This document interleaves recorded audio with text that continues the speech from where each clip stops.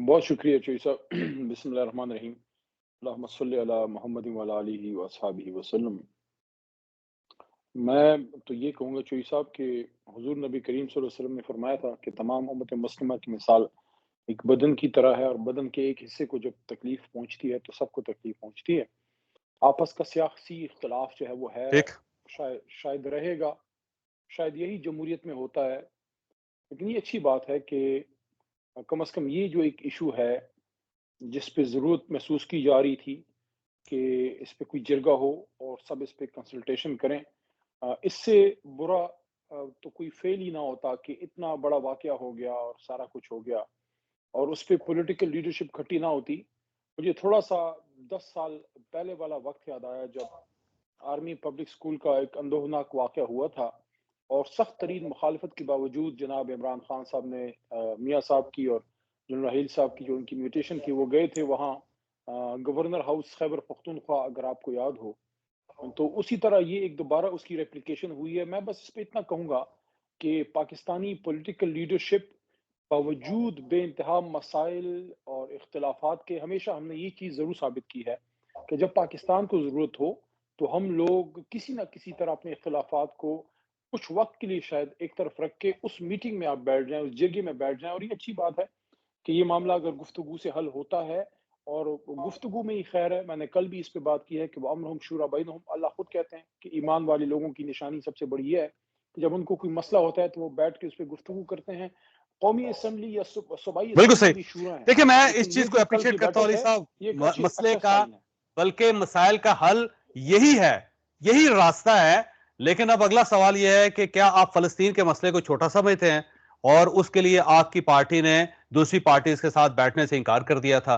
पाकिस्तान के अंदर जो दहशतगर्दी हो रही है, पूरे पाकिस्तान के अंदर, क्या आप उसे छोटा मसला समझते हैं कि उसके लिए भी आपकी पार्टी रज़ामंद नहीं हुई थी बैठने के लिए? और क्या ये जो आईनी तरमीम हो रही है, 26वीं तरमीम हो रही है, और इसको आप छोटा मसला समझते हैं क्योंकि आपकी पार्टी उसमें बैठने के लिए भी तैयार नहीं है? तो ये सब तीनों ही आपके बड़े अहम सवाल हैं।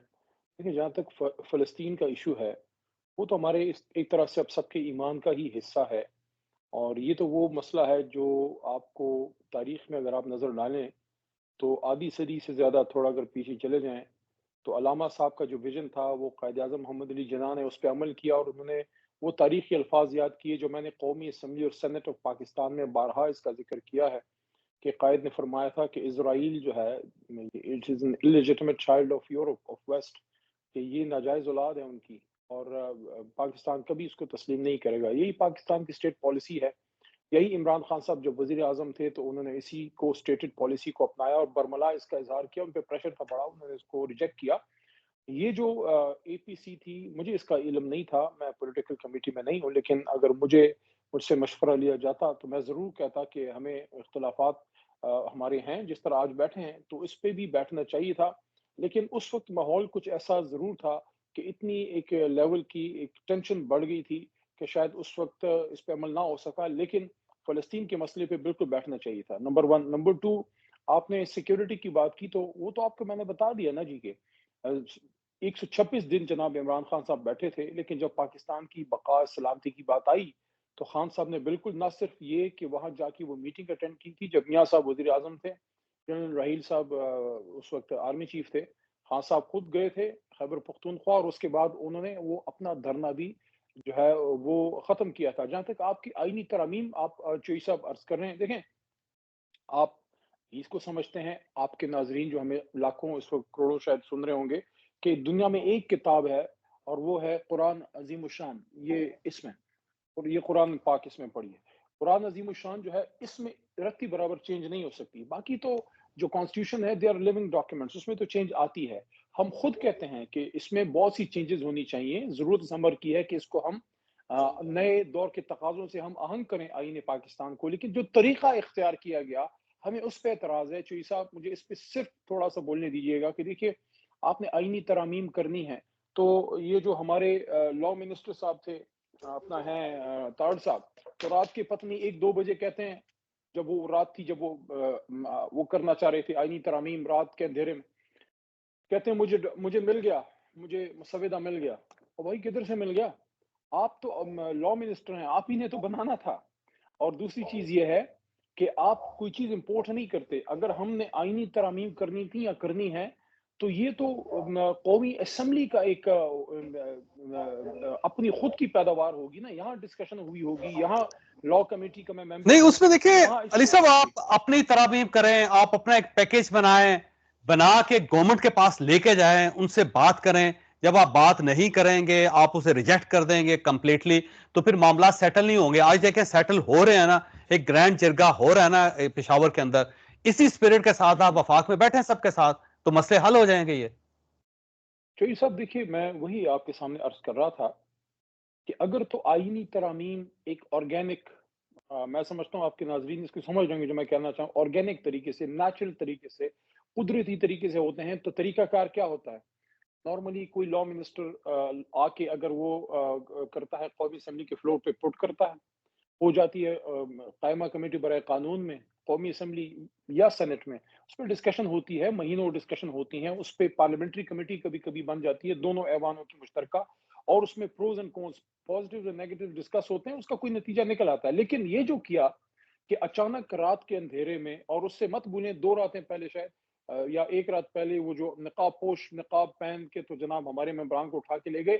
اگر آپ نے آئینی ترامیم کرنی ہے تو آپ ہمیں انگیج کیجئے, ہمارے ممبران کو نہ اٹھائیے, آپ ہم سے بات کیجئے, ہمارے ممبران کی خواتین, ان کی وائز, ان کے بچوں کو نہ اٹھائیے. آپ اگر آئینی ترامیم کرنا چاہتے ہیں تو آپ کیجئے. اس کو کرنے کے لیے, ہمارے ممبران کی وفاداری بدلنے کے لیے 63A کی طرف نہ جائیں, اس کو جو ایک بند ہے اس کو نہ توڑیں, ہمارے ممبران کے پلازوں, ان کے گھروں کو نہ توڑیں, ان کو اغوا نہ کریں, آپ لوگوں کو اٹھائیں نہ, آپ ان کی ضمیر نہ خریدیں. اگر اچھی چیز ہے تو اس کے لیے تو پھر آپ قومی اسمبلی میں آئیں, انگیج کریں. ہم نے کب انکار کیا ہے کہ ہم کسی اچھی چیز میں بات نہیں, لیکن اگر آپ اس کو زبردستی ٹھیک کریں ہو گے, اگر آپ اس کا ایک تاثر ایسا بنے گا کہ یہ ایک زبردستی کا کام ہے جو شاید آپ بھی نہیں کر رہے, کیونکہ اگر یہ خود کر رہے ہیں تو چوہدری صاحب مجھے بتائیں, لا منسٹر کو یہ کہنے کی کیا ضرورت ہے کہ مجھے مسودہ مل گیا؟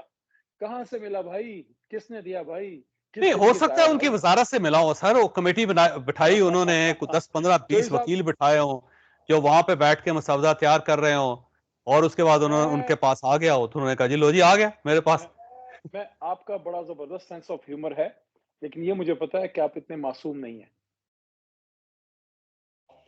اچھا اچھا, مجھے بریک لینے دے علی بھائی, ایک سوال آپ کے پاس چھوڑ کے جا رہا ہوں کہ علی امین گنڈا پور صاحب فیصل کریم کنڈی صاحب کو گورنر نہیں مانتے تھے, انہوں نے ان کی انیکسی ان سے واپس لے لی, انہوں نے کہا کہ ہم آپ کے راستے بند کر دیں گے, ہم آپ کی گاڑیوں پر قبضہ کر لیں گے, اور وہ گورنر کے پاس ملنے کے لیے کبھی نہیں گئے.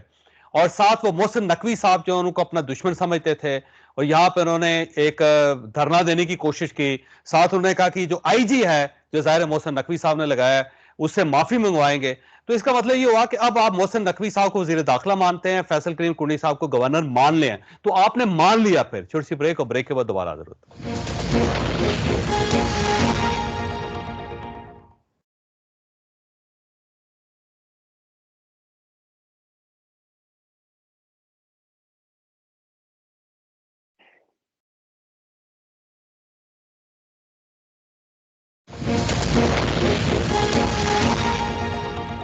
پروگرام میں دوبارہ خوش آمدید. علی صاحب یہ فرمائیے کہ اب محسن نقوی صاحب کو وزیر داخلہ آپ مان رہے ہیں شاید, اور یہ وہ والے وزیر داخلہ ہیں جنہوں نے آئی جی لگائے تھے اسلام آباد کے, اور جن کے خلاف خیبر پختونخوا اسمبلی میں کھڑے ہو کے 3 تقریریں کر چکے ہیں اب تک علی امین گنڈا پور صاحب, اور ساتھ ساتھ گورنر صاحب کو گورنر بھی مان لیا انہوں نے.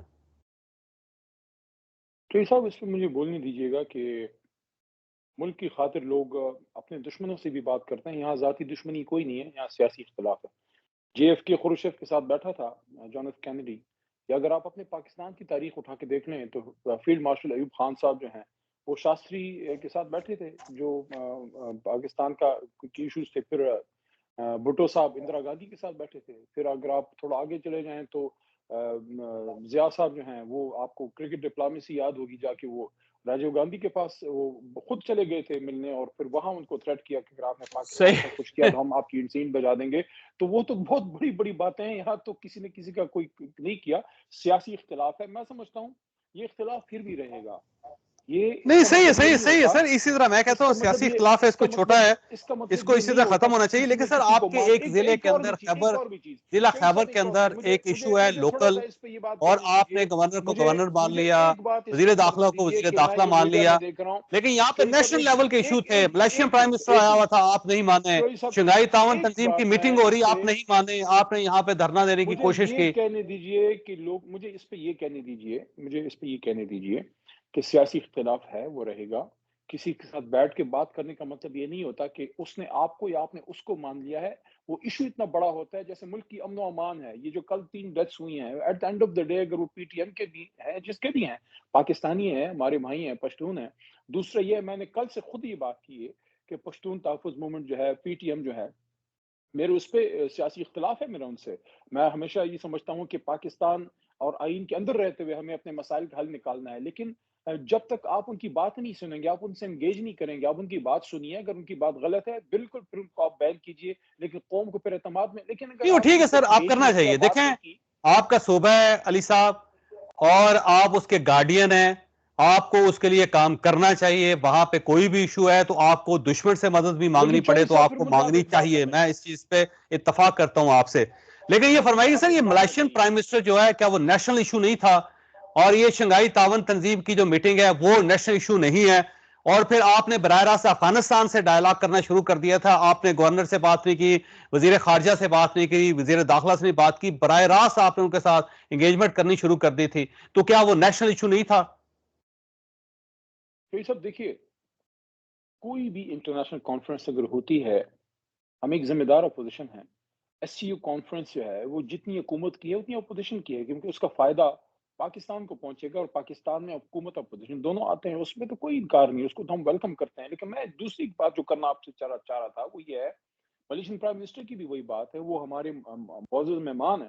لیکن ظاہر ہے کوئی مہمان آنے کے بعد آپ ملک کے کام تو نہیں چھوڑ سکتے. جس طرح کام چلتے ہیں، پولیٹیکل آزادی ہے، آپ اپنا وہ پہلے دن اگر ہمیں دیکھیں، اگر پہلے دن ہمیں آنے دیا جاتا تو جمعے کو ہی ہمارا احتجاج ختم ہو گیا، ہم گھر چلے جاتے. آپ نے ویسے ہی اتنا قوم کا وقت ضائع کیا، آپ نے کروڑوں روپے کا خرچہ کیا، شیلز مارے، پتہ نہیں کیا کیا کیا، اگلے دن پھر ہمارا احتجاج جو ختم نہیں ہوگا کیا؟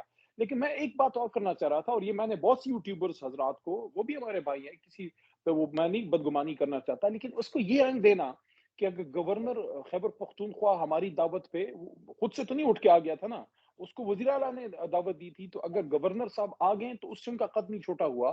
یا یہ بات کی جا رہی ہے کہ اس کی جیت ہو گئی، اس کی ہار ہو گئی، وہ خدا کا خوف کریں. اگر ملک کے لیے اس وقت ایک بیٹھک ہوئی ہے خیبر پختونخوا میں وزیر اعلیٰ صاحب کی دعوت پہ، اور سارے بدترین سیاسی مخالف، اس پہ آپ نہ بھولیے اے این پی کی لیڈرشپ وہاں موجود تھی، اور جماعتوں کی لیڈرشپ وہاں، علاقائی لوگ اور موجود تھے. تو اگر یہ سارے اکٹھے ہوئے ہیں، میں سمجھتا ہوں ہمیں اپریشیٹ کرنا چاہیے کہ کم از کم اس معاملے پہ اکٹھے ہوئے ہیں، اور کل یہ انگیج کریں گے جرگے نہیں، سے. اور ہمارے آپ جو کو اپنے ماضی کے، بلکہ ماضی قریب کے بیانات کو بھی یاد کرنا چاہیے. 3 دن پہلے محسن نقوی کے بارے میں علی امین گنڈا پور صاحب کیا کیا نہیں کہہ تو رہے تھے، محسن نقوی صاحب کیا فیصل کہہ رہے تھے کلونٹی وہ بھی صاحب آج کے بارے سنیے. میں انہوں نے 2 دن پہلے کیا نہیں کہا. میرا خیال یہ ہے کہ آپ کی پارٹی کو اب بولنے سے پہلے تولنا سیکھنا چاہیے، کیونکہ انہیں یہ ذہن میں رکھنا نہ چاہیے آپ چوئی کہ کل صاحب کو ہو زیادتی کر سکتا ہے رہے ہیں. مجھے اس کو فون کر کے اپنی رائٹ سائڈ پہ بٹھانا پڑ ارے جائے. پارٹی کی بات نہ کریں نا، آپ کہیں کہ دونوں طرف سے. آپ یہ دیکھیے، آپ دونوں کو مورد الزام یا دونوں پہ ذمہ داری ڈالیے نا. دیکھیے صرف علی امین خان نے تو نہیں تقریر سخت کی یا بات کی. جو وزیر داخلہ ہیں محسن نقوی صاحب، کیا انہوں نے ڈی چوک پہ کھڑے ہو کے چیلنج نہیں کیا تھا کہ آ کے دکھاؤ، فلانا کرو؟ تو آ کے دکھا دیا، لے آئے پاکستانی.